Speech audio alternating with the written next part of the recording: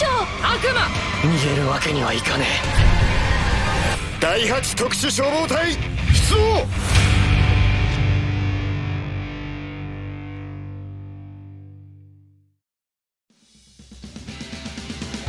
Did you ever dreamed about being a firefighter?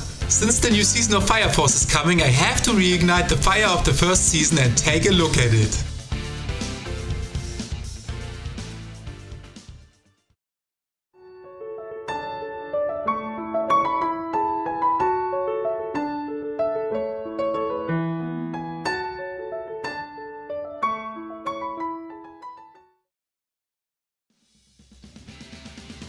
After mangaka Atsushi Ohkubo had a worldwide success with his bewitching action story Soul Eater, the master created the flaming world of the Fire Force.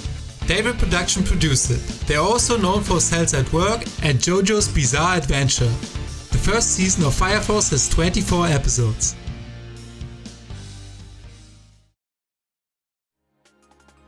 Setting and story. The Great Disaster is an event that happened 250 years before year 198. With the world mostly consumed in flame, many nations destroyed and most of the planet rendered uninhabitable. The survivors took refuge in the Tokyo Empire. In year 198, the Fire Force fight increasing incidents of spontaneous human combustions where human beings are turned into infernals. You can imagine them as fire zombies, moving around uncontrolled and destroying everything on sight.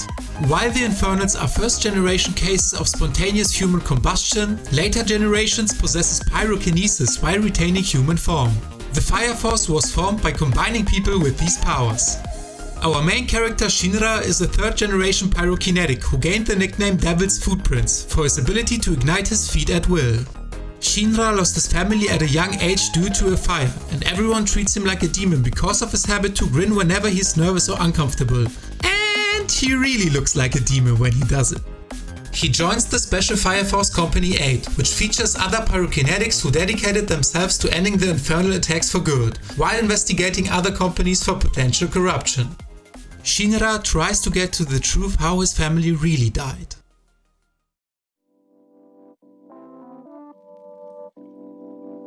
Fire Force is a strange anime for me. I have positive and negative feelings towards it. I tried to sum it up as quick as possible how I felt while watching it. The 8 companies are like holy churches who fights the evil. Even their bases looks like big Christian cathedrals. As I'm not a big fan of religious institutions, this setting is not my personal favorite. But I kinda like that the anime tries to show that not everything what happens in holy places is holy. There are times in the show where there's a serious battle or dialogue ongoing. Then suddenly, unexpectedly, a fan service scene appears and it ruins the tension and the vibe altogether. Maybe it's supposed to be funny, but for me, it changes the intensity and emotional factor to a minimum. Don't get me wrong, fan service is as I'm concerned completely fine. I mean, I love it. But you have to have a balance and a good timing. On the other hand, and here's the biggest element that the anime can score with, the animation. The animation and fights are off the hook, completely jaw-dropping, intense and addicting.